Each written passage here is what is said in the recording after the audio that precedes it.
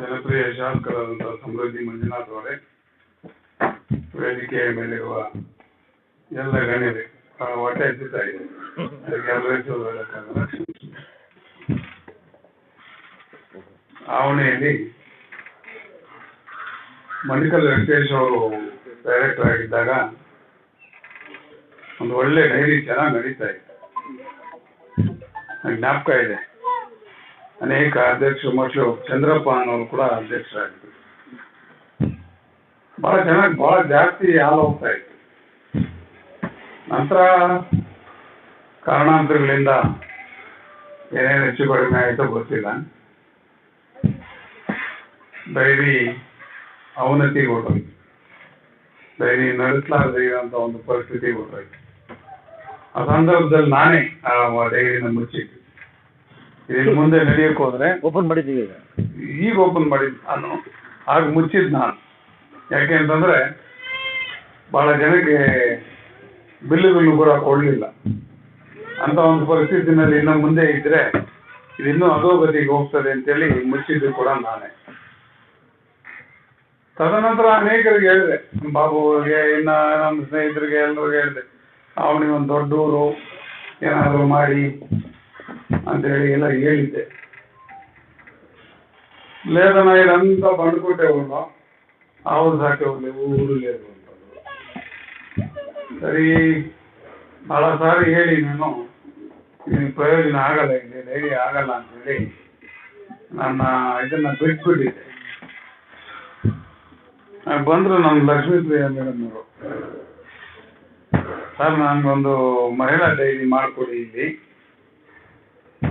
ನಾವು ನಡೆಸ್ಕೊಂಡು ಹೋಗ್ತೀವಿ ಅಂತ.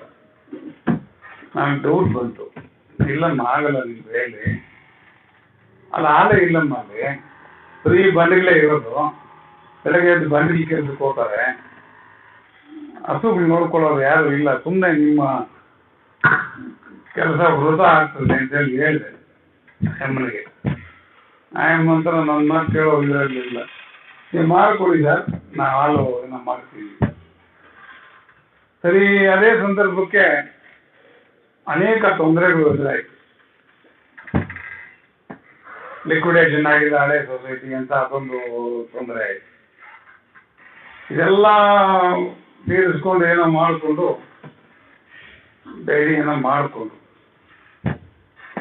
ನಂತರ ಏನು ಓಪನಿಂಗ್ ಮಾಡಬೇಕು ಅಂದರೆ ನಮ್ಮ ಎಲೆಕ್ಷನಲ್ಲಿ ಬಂದರು. ಎಲೆಕ್ಷನ್ ಬಂದಂಥ ಸಂದರ್ಭದಲ್ಲಿ ನಾವು ಯಾವುದೇ ಡೈರಿ ಓಪನ್ ಮಾಡೋದಿಲ್ಲ, ಹಾಗಾಗಿ ಯಾವಾಗೂ ಓಪನ್ ಮಾಡೋಕ್ಕೆ ಆಗಲಿಲ್ಲ. ಮತ್ತೆ MP ಎಲೆಕ್ಷನ್ ಬಂದರು. MP ಎಲೆಕ್ಷನ್ ಬಂದ ತಕ್ಷಣವೇ ಸ್ವಲ್ಪ ದಿನ ಮುಂದಕ್ಕೆ ಹಾಕಿದ್ರು, ನಮ್ಮ ಆಡಳಿತ ಮಂಡಳಿನೂ ಮುಂದಕ್ಕೆ ಹಾಕಿದ್ರು. ನಾನು ಕರೆಸ್ದೆ, ನಮ್ಮ ಬಾಬುನ ಕೇಳಿದೆ, ಮತ್ತು ನಮ್ಮ ನಾಯಕರನ್ನೆಲ್ಲ ಕೇಳಿ ಇವ್ರನ್ನ ಕರೆಸ್ಕೊಂಡು ಒಂದು ಕೆಲಸ ಮಾಡಮ್ಮ, ಇದ್ದಕ್ಕಿದ್ದಂಗೆ ಇವತ್ತು ಸ್ಟಾರ್ಟ್ ಮಾಡಿಬಿಡು ಅಂತ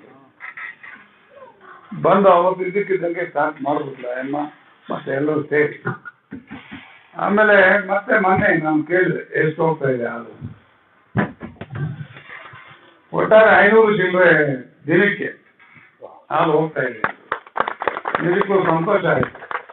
ನಾನು ಅಂದ್ಕೊಂಡಿದ್ದು 150 ಕ್ರಾಸ್ ಆಗಲ್ಲ, 200ಕ್ಕೆ ಹೋಗಲ್ಲ.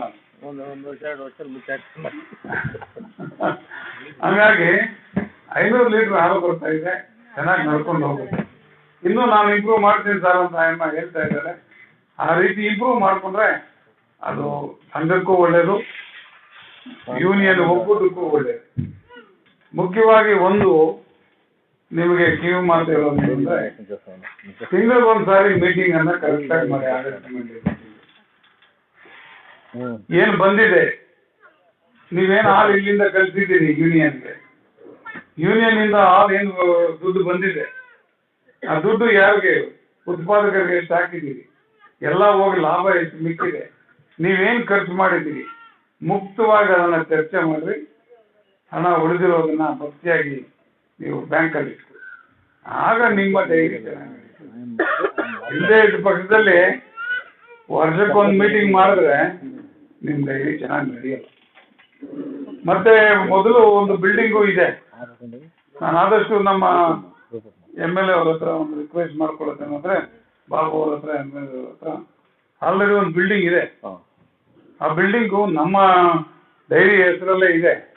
ಅದು ಲಿಕ್ವಿಡೇಷನ್ ಮಾಡಿಸಿ ಸ್ವಲ್ಪ ನೀವು ಪ್ರೆಷರ್ ಹಾಕಿದ್ರೆ ಯಾರಿಗೆ ಲಿಕ್ವಿಡೇಷನ್ ಮಾಡಿ ಇವರಿಗೆ ಹಸ್ತಾಂತರ ಮಾಡೋ ರೀತಿ ಮಾಡುವಂತ ಒಂದು ಪ್ರಕ್ರಿಯೆ ನಿಮ್ಗೆ ಹೇಳಿದ್ರೆ ಒಳ್ಳೇದು.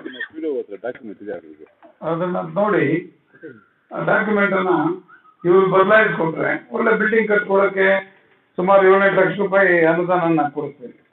ಆದಷ್ಟು ಒಳ್ಳೆ ಬಿಲ್ಡಿಂಗ್ ಅನ್ನ ಕಟ್ಕೊಂಡ್ರೆ ಅವನಿ ಗ್ರಾಮಕ್ಕೆ ಒಳ್ಳೇದಾಗ್ತದೆ.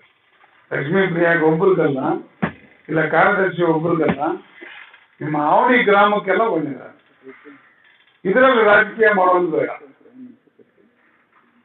ರಾಜಕೀಯ ಬಂದಾಗ ಎಲೆಕ್ಷನ್ ಯಾವ್ದಾದ್ರು ಬಂದಾಗ ಚುನಾವಣೆಗಳ ಸಂದರ್ಭದಲ್ಲಿ ಮಾಡ್ಕೊಳ್ಳೋಣ. ಈ ಸಂದರ್ಭದಲ್ಲಿ ಯಾವುದೇ ರೀತಿಯಾದಂತಹ ರಾಜಕೀಯ ಮಾಡೋದು ಬೇಡ. ಹಾಗಾಗಿ ನೀವು ಎಲ್ಲರೂ ಕೂಡ ಏನಿವತ್ತು ಹೆಣ್ಮಕ್ಳೆಲ್ಲ ಬಂದಿದ್ದೀರಿ, ಇದು ನಮ್ಮ ಸೊಸೈಟಿ ಅಂತೇಳಿ ಉತ್ತಮವಾಗಿ ನಡೆಸ್ಕೊಂಡು ಹೋಗಿ ಅಂತ ಹೇಳ್ತಾ ನಾನು 2 ಮಾತನ್ನು ಮುಗಿಸ್ತಾ ಇದ್ದೇನೆ. ಜೈ ಹಿಂದ್, ಜೈ ಕರ್ನಾಟಕ.